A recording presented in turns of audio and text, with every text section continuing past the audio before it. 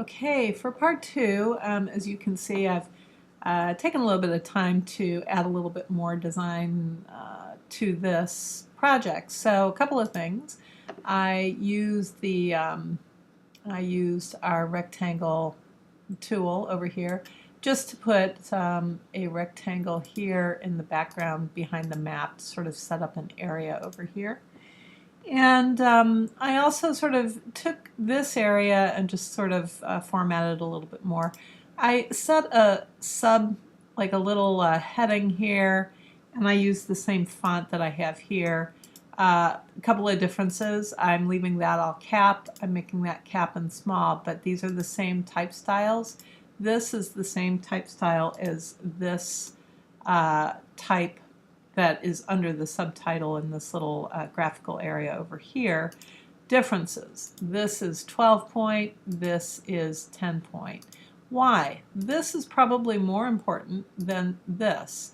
So this is all about visual hierarchy. What do you want to see when? What are the most important things, and how does everything else in the design help to support that main thing and not pull away from it? So I think the main thing in my design is going to be the map and the information in the map. And so that's why I think it's pretty important to sort of set up this little area here, this little blocked area. The map is set squarely. You know, if you were to look at where this is, it's, you know, classically it would be sort of in a sweet spot over here, kind of middle. So the placement's pretty good. Like in this whole thing, the sweet spots would, within the grid, would probably be falling, like one would be here, probably right around here. So that's about like where the Great Lake area is. I suppose you could argue that it might make more sense to drag the map a little bit further over.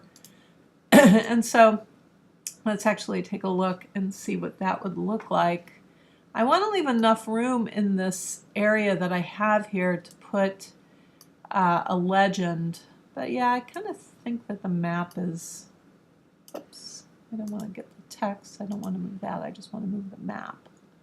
So again, let me just click on the map area. I'll deselect these two things because I don't want to move either of those. I'm saying I will deselect those. Yeah.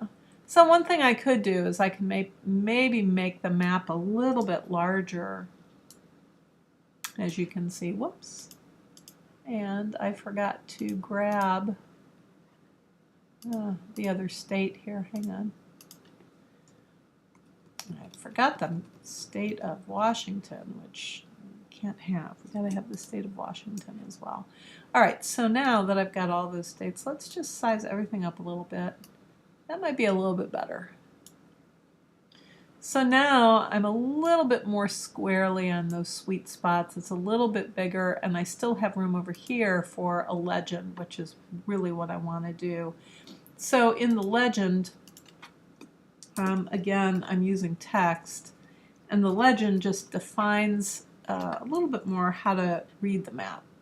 You know, what is the content of the map? Whoops. Let's get rid of that. Over here. All right. And then, of course, I can continue designing what's in here, but this gets filled in with a little bit of text. All right, the next thing that I really want to show, after all of that, is I want to show the different kinds of charts and graphs that you can make. So there's lots of different ones. Let's start off with like the basic bar graph. Let's see, let's select that, and let's make the bar graph for this maybe, I don't know, maybe about like that. And then I can talk about the things that I want to show. So let's say that I want to have, I'm just going to put in some numbers right now. I'm going to assume that my percentage is 100% here. So 10, 20, let's do a 5. So that is, let's do a 15. And then let's do a 25 and a 25. And that hopefully adds up to 100 if my math is right. So now we've got this bar graph that we can later come in and colorize and do what we want to with, label it, things like that. But that's basically how you begin to deal with the placement of graphs. I will have a link that will show you, that will provide a lot of detail for you in terms of maps, charts and graphs and things like that. Let's for right now, let's for right now take that object, arrange it, and send it to the back so that the state is kind of going over it. And again, I would just keep noodling this thing until I have it like perfect. Perfectly correct. And I'll hold down the Shift key. And as you can see, like I can size this and kind of do what I want to with it and then place it. So maybe what I would do is place it like that, or maybe I would place it like that. And then that would allow me a little bit more room in here for a few more graphs for comparison. But what I'd like to show you lastly here is the kind of a graph that you can make in a real creative way. So I'm going to set up a series of lines and I'm going to give them different color. I'm just going to make them super colorful for right now. Let's do a blue. And we'll do this with a stroke fill. And let's give that stroke some color. So color blue. And we're going to make that, let's go 20 points. All right. Going to do another stroke. Change that color just a tad bit. Super bright. Whoops. Super bright. All right. Now I'm going to make another one. And let's do another color. All right. Let's make this one 110. Right. And let's make that a different color, even a deeper green. All right. So now we have this series of lines. We're going to align them, not get rid of them, but align them. So let's go to find our center. That's good. And now what I'd like to do is I'd like to kind of squish them together a bit more so that there's no room in there for any white space.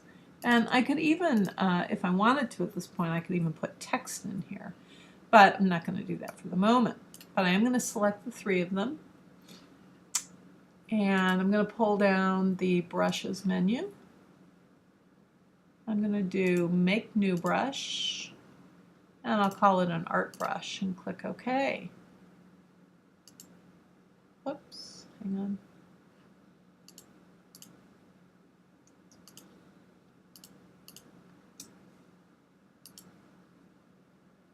New brush, art brush. All right, and there's my brush. All right, and then it shows up in here as an art brush. So the benefit of the art brush, now that I have this as a brush, is it allows me to define things. Let's get that art brush out.